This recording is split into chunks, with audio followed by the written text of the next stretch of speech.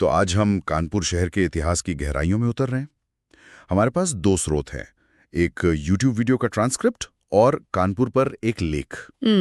इनसे हम इस शहर की कहानी समझेंगे। हाँ बिल्कुल। हमारा मकसद है कानपुर के पूरे सफर को देखना, मतलब प्राचीन कथाओं से लेकर 1857 की क्रांति तक, फिर कैसे ये पूरब का मैनचेस्टर बना और आज क्या हालात हैं। और शुरुआत एक बड़े दिलचस्प सवाल से होती है कि कानपुर का नाम क्या सच में महाभारत के कर्ण से जुड़ा है या फिर कृष्ण से, और रामायण वाला क्या कनेक्शन है? हाँ देखिए, नाम को लेकर ना कई कहानियां हैं। एक मान्यता तो यही है कि ये महाभारत के कर्ण से जुड़ा है, इसलिए कर्णपुर। अच्छा। दूसरी कहानी कहती है कि सचेंदी के राजा थे हिंदू सिंह। वो खुद को कृष्ण का वंशज मानते थे। उन्होंने इसे कन्हैयापुर बसाया, जो बाद में बोलचाल में कानपुर हो गया। कन्हैयापुर से कानपुर, दिलचस्प है। और पौराणिक जुड़ाव यहीं खत्म नहीं होता है। पास में ही बिठूर है ना? हाँ, बिठूर। वहां महर्षि वाल्मीकि का आश्रम था। कहते हैं माता सीता ने वहीं लवकुश को जन्म दिया था। और मान्यताएं तो ये भी हैं कि बिठूर में ही ब्रह्मा जी ने सृष्टि की रचना की थी और बालक ध्रुव ने भी वहीं तपस्या की थी, वो ध्रुव टीला। हालांकि उसका बड़ा हिस्सा अब गंगा जी में समा गया है। बाप रे, काफी कुछ है। बिल्कुल। और फिर जाजमो भी है, जिसे प्राचीन सिद्धपुर कहते हैं। राजा ययाति का क्षेत्र माना जाता है। तो ये सब दिखाता है कि कानपुर की जड़ें कितनी गहरी हैं सांस्कृतिक रूप से। सही बात है, जड़ें तो बहुत पुरानी हैं। लेकिन एक शहर के तौर पर, मतलब एक बसावट के तौर पर कानपुर कब सामने आया? एक संगठित शहर की तरह इसकी नींव कह सकते हैं 18वीं सदी में पड़ी। राजा हिंदू सिंह ने ही कुछ पुराने गांवों को मिलाकर इसे बसाया था, जैसे पुराना कानपुर, पटकापुर, कुरसवां वगैरह। हाँ, फिर अवध के नवाबों के एक नवाब थे अलमास अली।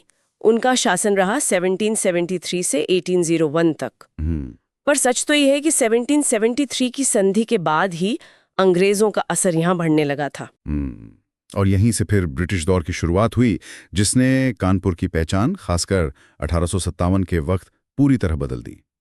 उस दौर के बारे में कुछ बताइए। हाँ देखिए, 1857 कानपुर के इतिहास का एक बहुत अहम और दुखद मोड़ भी है।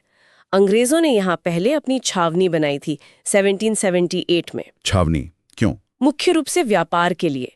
नील की खेती होती थी यहाँ, और उनके गोदामों की सुरक्षा के लिए। फिर 1803 में इसे बाकायदा जिला बना दिया गया। अच्छा, जिला बन गया। हाँ, और कनेक्टिविटी भी सुधारी।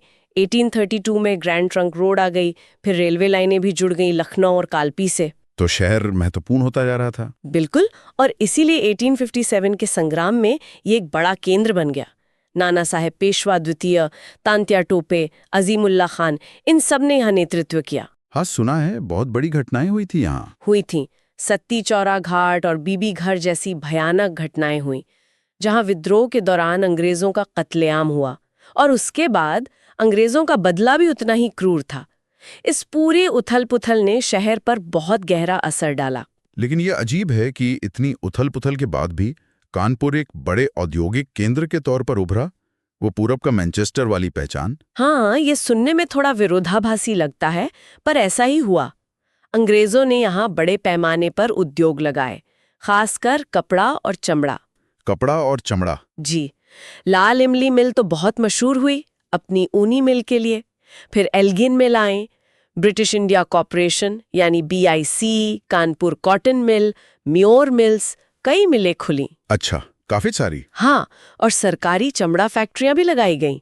देखिए, गंगा नदी पास थी, रेलवे नेटवर्क बन ही गया था, तो कच्चे माल और तैयार माल की आवाजाही आसान हो गई। और फिर शायद दूसरे विश्व युद्ध से भी कुछ फायदा हुआ होगा। बिल्कुल। दूसरे विश्व युद्ध के दौरान सूती कपड़े की मांग बहुत बढ़ गई थी, और 1943 में यहाँ सेना के लिए हथियार बनाने वाली ऑर्डिनेंस फैक्ट्री भी स्थापित हुई। तो इसने शहर को एक पूरी तरह नई औद्योगिक पहचान दे दी। फिर आजादी मिली, उसके बाद क्या ये रफ्तार बनी रही? देखिए, आजादी के बाद भी कानपुर औद्योगिक शहर बना रहा। कपड़ा, चमड़ा, रसायन, मशीन टूल्स, ये सब चलते रहे। और शिक्षा के क्षेत्र में भी बड़े नाम जुड़े। IIT कानपुर खुला 1959 में। हाँ, IIT कानपुर तो बहुत प्रतिष्ठित है। बिल्कुल। फिर CSJM यूनिवर्सिटी, HBTU जैसे संस्थान भी बने।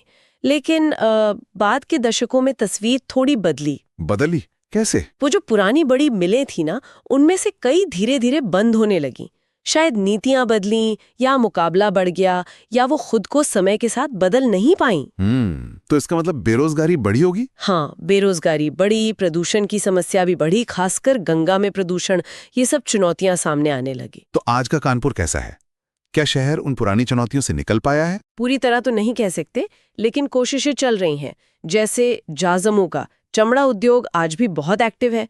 रेड चीफ शूज जैसी कंपनियां यहीं की हैं, पता है आपको? अच्छा, रेड चीफ कानपुर से है? हाँ, और कानपुर आज भी यूपी के सबसे ज्यादा टैक्स देने वाले शहरों में गिना जाता है।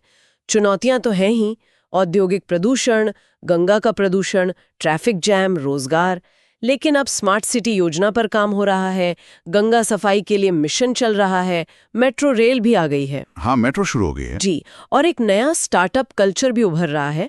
और शहर की जो पुरानी पहचानें हैं, जैसे जेके मंदिर, एलन फॉरेस्ट जू, नाना राव पार्क, बिठूर, ये सब तो हैं ही। लाल इमली वाला क्लॉक टावर भी। तो कुल मिलाकर कानपुर की कहानी बड़ी उतार चढ़ाव वाली रही है। पौराणिक कथाओं से शुरुआत, फिर 1857 का संग्राम, औद्योगिक बुलंदी, फिर उसका ढलान, और अब नई कोशिशें। बिल्कुल, इसकी यही दोहरी पहचान, एक तरफ प्राचीन जड़ें, दूसरी तरफ औद्योगिक विरासत, इसे खास बनाती है।